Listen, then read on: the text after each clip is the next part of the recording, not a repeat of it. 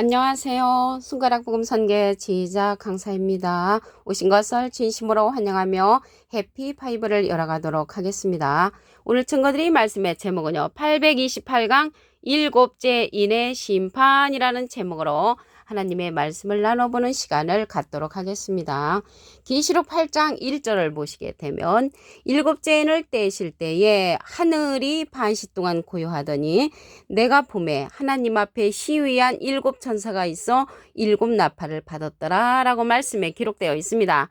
오늘 일곱째인의 심판인데요. 일곱째인은 첫째 나팔, 둘째 나팔, 셋째 나팔, 넷째, 다섯째, 여섯째, 일곱째 나팔을 포함하는 것이 일곱째인입니다. 일곱째 나팔 마지막은 첫째 대접, 둘째 대접, 셋째, 넷째, 다섯째, 여섯째, 일곱째 대접을 포함하는 것이 일곱째 나팔이라는 것을 말씀을 드립니다. 오늘 여기 일곱째인인데요. 하늘이 반시 동안 고요하다고 했습니다. 이게 하늘이 반시 동안 고요하다는 거는 30분 동안인데 첫째 인부터 여섯째 인까지의 심판보다도 더 큰 심판이므로 헤아릴 수 없이 많은 사람들이 죽음을 앞두고 있기 때문에 이 하늘도 반시 동안 고요하다는 것입니다. 법정에서 사람들이 조용한 것과 같은 그러한 분위기라고 말씀을 드릴 수가 있습니다. 하나님 앞에 시위한 일곱 천사인데요. 여기 시위한다니까 데모하는 것이 아니고 하나님을 보필하는 그 일곱 천사가 일곱 나팔을 이제 받는 거죠. 그러면 이 일곱째 인은요, 여섯째 인보다도 더 강도가 셉니다. 여섯째 인에 관해서 보도록 하겠습니다.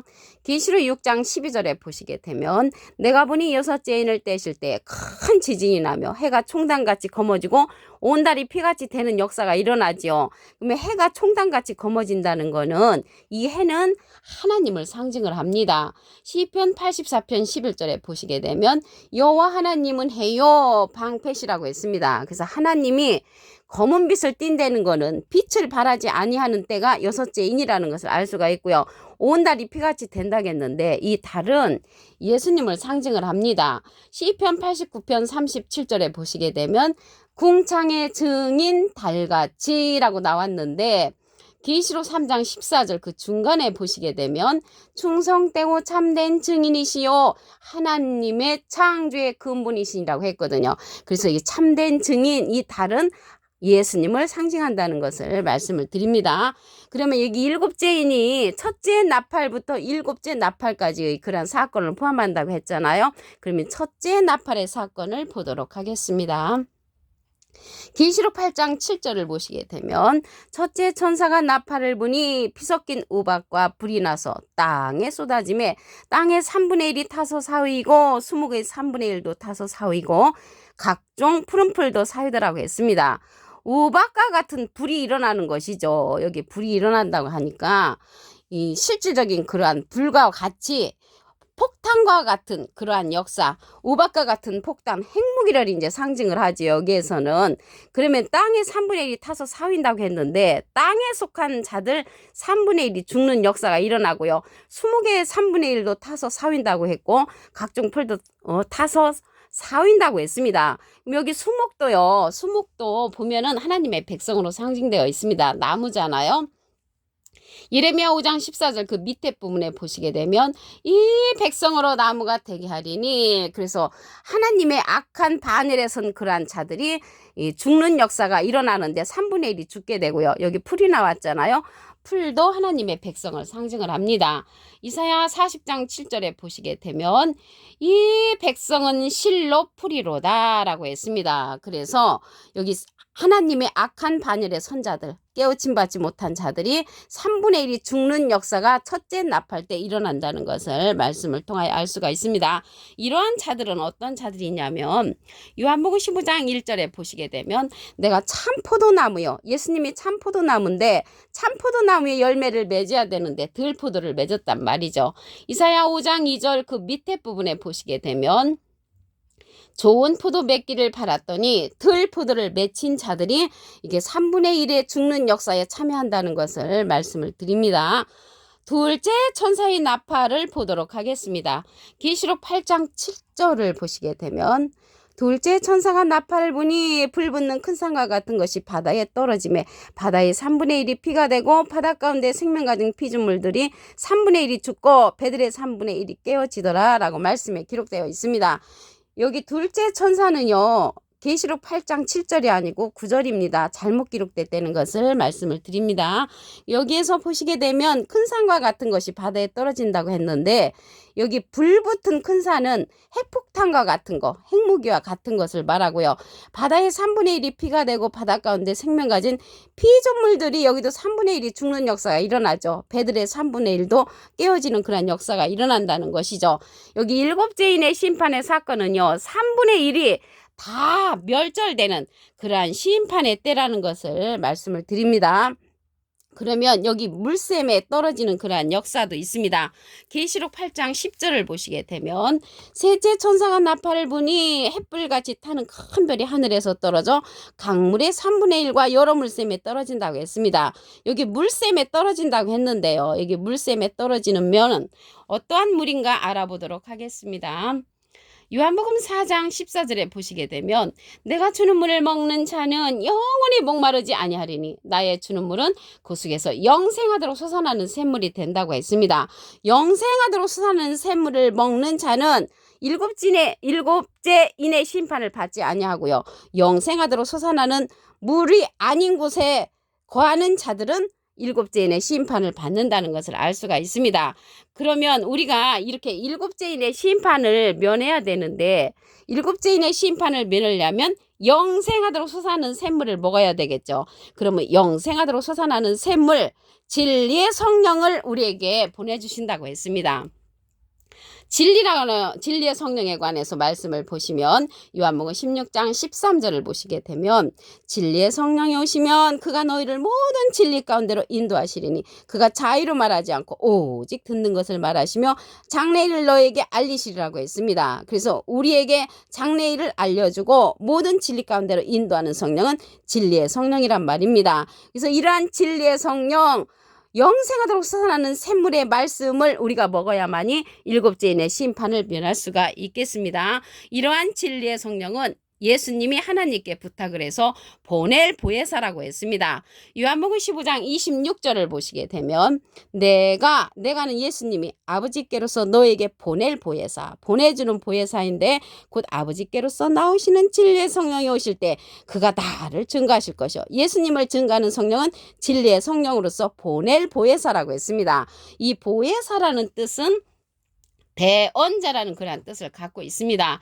요한일서 2장 1절 그 중간에서부터 보시게 되면 누가 죄를 범하면 아버지 앞에서 우리에게 대언자가 있으니, 대언자 앞에 조그만하게 3자가 있습니다. 관조 성경 해석란에 보시게 되면 보혜사라고 기록되어 있습니다. 이 보혜사는 파라클레트입니다. 헬라어로는 파라클레토스로 곁에 파라와 부름받은 클레토스란 말의 합성어로 도움을 주기 위해 곁에 부름받은 자, 사람을 상징한다는 것을 말씀을 드리고요.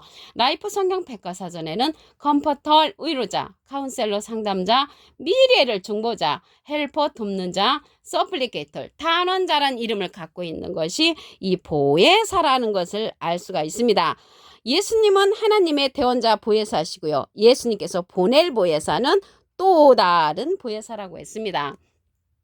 요한복음 14장 16절을 보시게 되면 내가 아버지께 구하겠으니 예수님이 하나님께 부탁을 해서 그가 또 다른 보혜사를 너에게 주사 영원토록 너희와 함께 있게 하시리니 저는 진리의 영이라고 했고요. 세상은 능히 저를 받지 못하고 저를 보지도 못하고 알지도 못함이라고 했습니다. 그러나 너희는 저를 아나니 저는 너희와 함께 거하시며 너희 속에 계시겠음이라고 했습니다. 이 시간 이후로 보낼 보혜사, 또 다른 보혜사, 진리의 성령에 관해서 알고 계시는 여러분들은 꼭 인도함을 받는 그러한 자들이 되기를 바라겠습니다.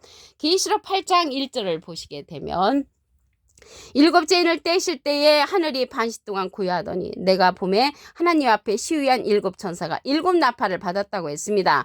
하나님을 보필하는 일곱 천사가 이러한 일곱째 인의 심판을 지휘한다는 것을 알 수가 있겠습니다. 여섯째 인보다도 이 일곱째 인의 심판은 강도가 세다는 것을 알 수가 있습니다. 계시록 6장 12절에 보시게 되면 내가 보니 여섯째 인을 떼실 때에 큰 지진이 나며 해가 총단같이 검어지고 온 달이 피같이 된다고 했습니다. 그래서 여섯째 인이 떼어질 때 계시록 6장에서 떼어졌잖아요. 그 다음 일곱째 인이 계시록 7장에서 이루어지는 것이 아니고 계시록 8장에 가서 일곱째 인이 떼어진다는 것을 말씀을 드립니다. 바로 그 다음 장으로 이어지지 않고 계시록 8장으로 띄어졌다는 것을 알 수가 있고요. 계시록 8장 1절에 보니까 일곱째 인이 떼시는 역사가 일어났죠. 근데 여섯째 인은 계시록 6장이라는 것을 말씀을 드립니다. 그러면 이 일곱째 인이 첫째 나팔부터 일곱째 나팔까지 그런 사건이죠. 첫째 나팔에 관해서 보도록 하겠습니다.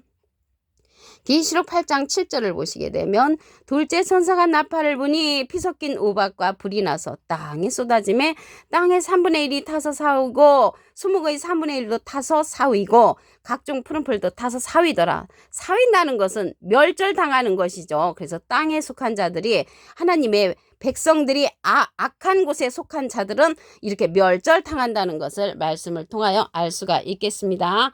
그러면 이런 자들은 어떤 자들이냐면 들포도를 맺힌 자입니다. 요한복음 15장 1절에 보시게 되면 내가 참 포도나무요. 예수님이 참 포도나무니까 참 포도나무에 열매를 맺어야 되는데 들포도를 맺혔다고 했습니다. 이사야 5장 2절 그 밑에 부분에 보시게 되면 좋은 포도 맺기를 바랐더니 들포도를 맺혔도다. 그 들포도를 맺힌 자들은 첫째 나팔 때 3분의 1이 죽는 역사가 일어난다는 것을 말씀을 드립니다. 그러면 둘째 천사의 나팔을 보도록 하겠습니다. 여기 계시록 8장 7절이라고 잘못 기록됐고요. 계시록 8장 9절입니다.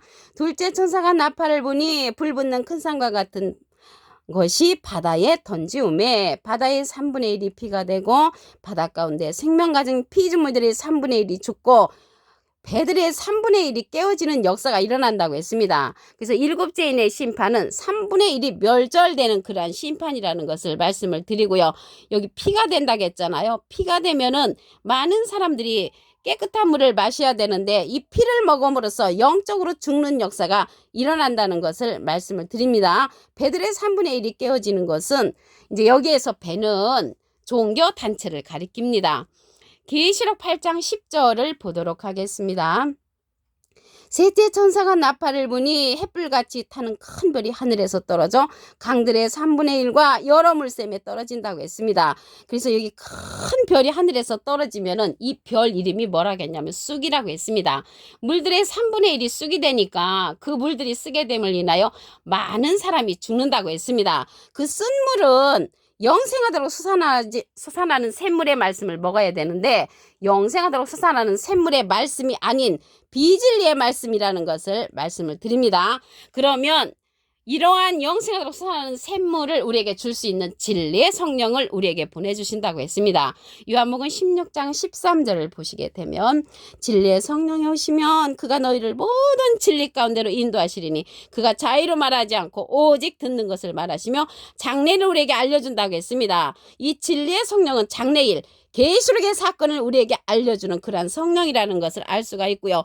모든 진리 가운데로 인도해 준다는 것을 알 수가 있습니다. 이러한 진리의 성령은 예수님께서 하나님께 부탁해 보내는 보혜사라고 했습니다. 요한복음 15장 26절을 보시게 되면 내가 아버지께로서 너에게 보낼 보혜사 곧 아버지께로서 나오시는 진리의 성령이 오실 때 그가 나를 증거하실 것이요. 예수님을 증거하는 성령은 진리의 성령이고요. 보낼 보혜사라고 했습니다. 이 보낼 보혜사는 또 다른 보혜사입니다. 요한복음 14장 16절에 보시게 되면 내가 아버지께 구하겠으니 그가 또 다른 보혜사를 너에게 주사 영원토록 너희와 함께 있게 하시리니 저는 진리의 영이라고 했습니다. 세상은 능히 저를 받지도 못하고 저를 보지도 못하고 알지도 못하지만 여러분들이 이 시간 이후로 알게 되므로 이 보낼 보혜사 또 다른 보혜사 진리의 성령 안에 거하시기를 바라면서 나를 증거하실 것이요. 예수님을 증거할 수 있는 그러한 자들이 다 되기를 간절히 바라겠습니다. 여기 보혜사가 나왔는데요. 이 보혜사는 대원자라는 그러한 뜻을 갖고 있습니다. 요한일서 2장 1절 그 중간에서부터 보시게 되면 아버지 앞에서 우리에게 대원자가 있으니 곧 의로우신 예수 그리스도시라고 했습니다. 예수님은 하나님의 대원자 보혜사시고요. 예수님의 태원자는 또 다른 보혜사라고 말씀드렸습니다. 오늘 828강 일곱째인의 심판이라는 제목으로 하나님의 말씀을 나눠보는 시간을 가졌습니다. 감사합니다.